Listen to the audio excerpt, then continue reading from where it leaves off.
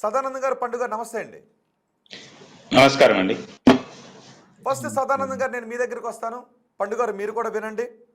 సదానందం గారు ఏం జరిగింది ఆ రోజు? ఓకే అండి.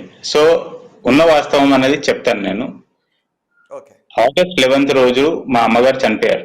ఓకే. సో జరిగి 3 నెలలు కాలేదు. ఓకే. సో మేము వచ్చే సంవత్సరం వరకు మేము గృహప్రవేశం కానీ ఎటువంటి ఫంక్షన్స్ చేయకూడదు.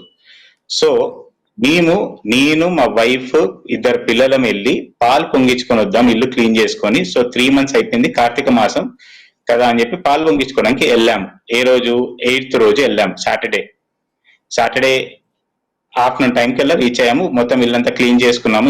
రెండు ఇల్లులు క్లీన్ చేసుకొని నేను జస్ట్ గేట్ కి ఒక పూలదండ పెట్టాను. మీరు అబ్జర్వ్ చేస్తే అసలు ఎటువంటి డెకరేషన్ అనేది లేదు. మేము పాలు పొంగించుకోవడానికి మాత్రమే వెళ్ళాము.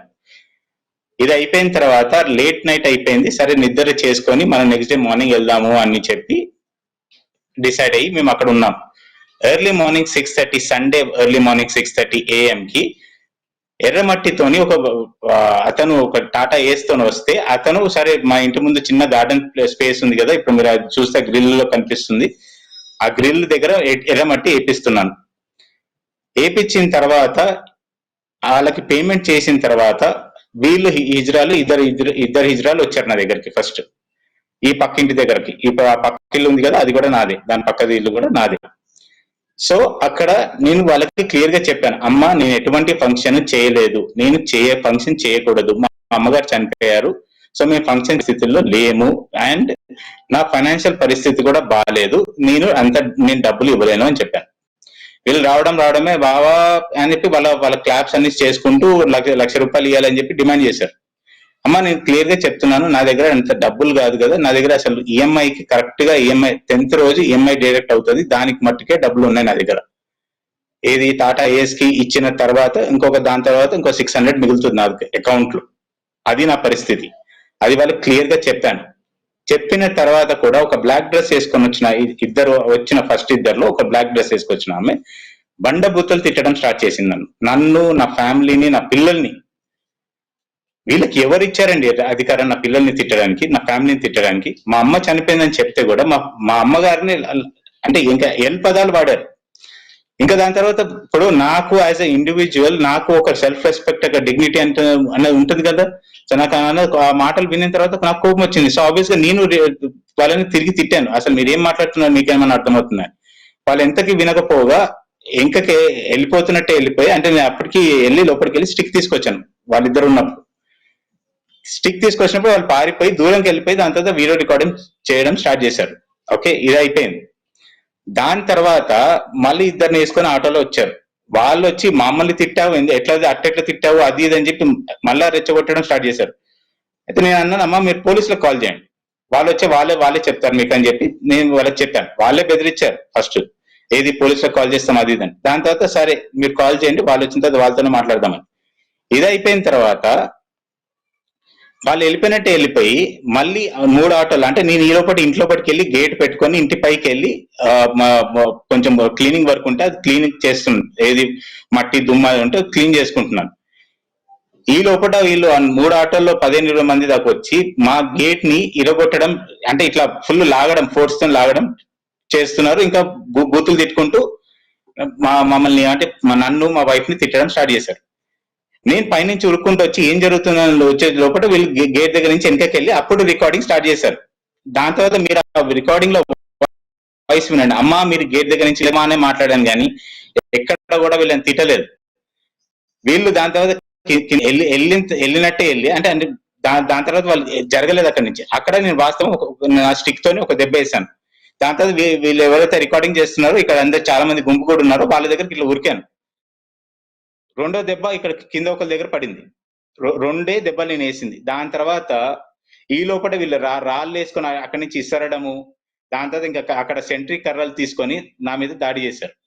ఇప్పుడు నాకు ఇక్కడ మీరు అబ్జర్వ్ చేస్తే ఇది చూడండి, మొత్తం ఇది లేసిపోయి స్టిచెస్ ఉన్నాయి ఇక్కడ, ఇక్కడ పడింది. దాని తర్వాత బ్రూజెస్ చూపిస్తాను మీకు.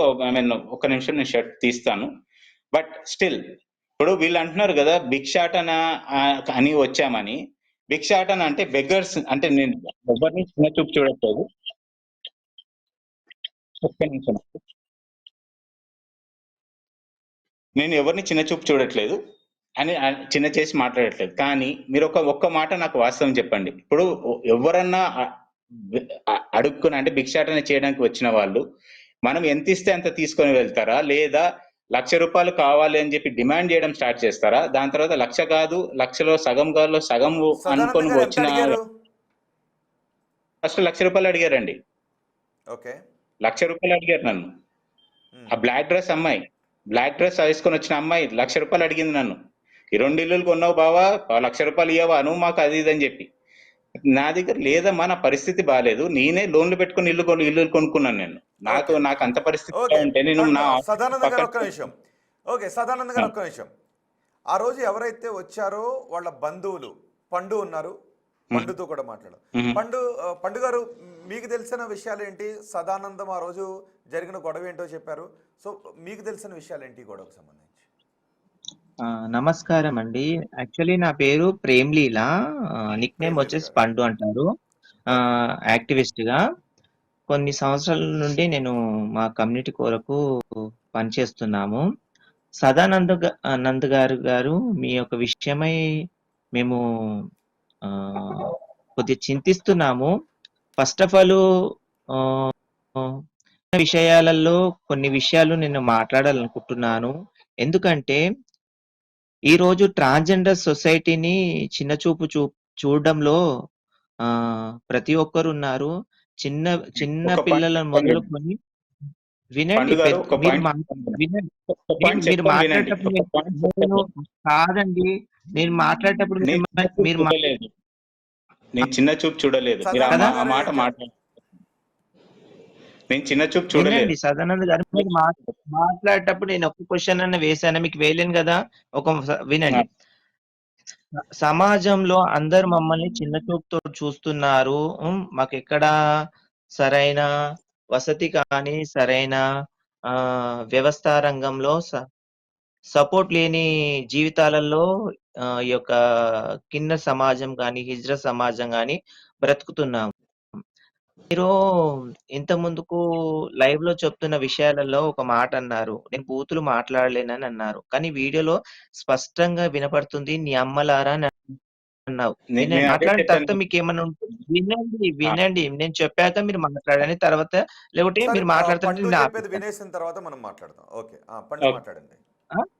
తర్వాత మా కమ్యూనిటీ వాళ్ళు ఒక్కసారి ఇలా బదాయి అంటారు. యాక్చువల్లీ ఈ భిక్షాటనకు వచ్చినప్పుడు ఎవరైనా దాతల దగ్గరకు వచ్చినప్పుడు ఒక్కరిద్దరు వచ్చినప్పుడు అయితే వెంటనే తీసుకొని వెళ్ళిపోతారు.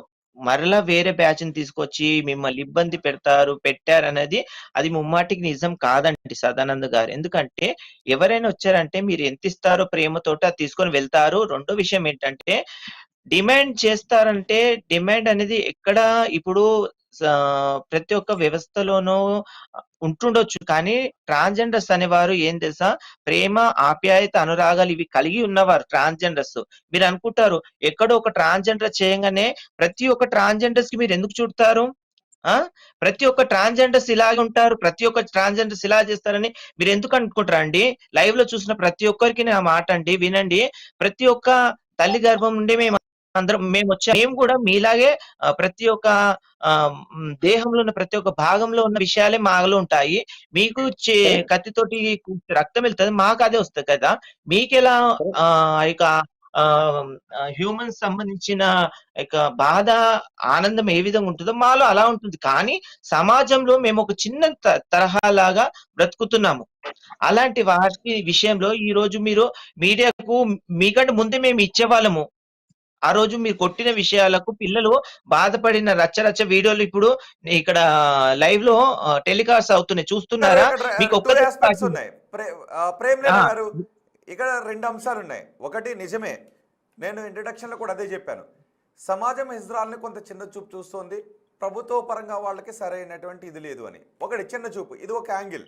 2 నిజంగా చాలా మంచి హిజ్రాలు ఉన్నారు.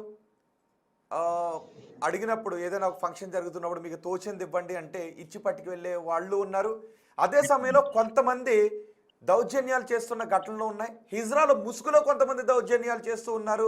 ఈ ఘటనలు కూడా అక్కడక్కడ వెలుగులోకి వస్తున్నాయి, హిజ్రాలు కాకుండా. సో ఆయన చెప్తున్న